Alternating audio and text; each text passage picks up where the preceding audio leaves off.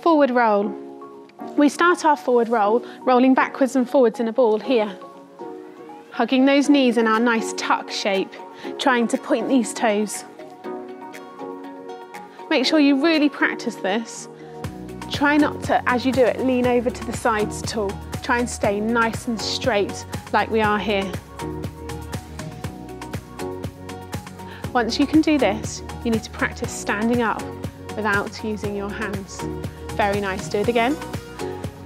Keeping these knees together like they are here. Stand up without using your hands, squeeze the knees together, stretch nice and tall.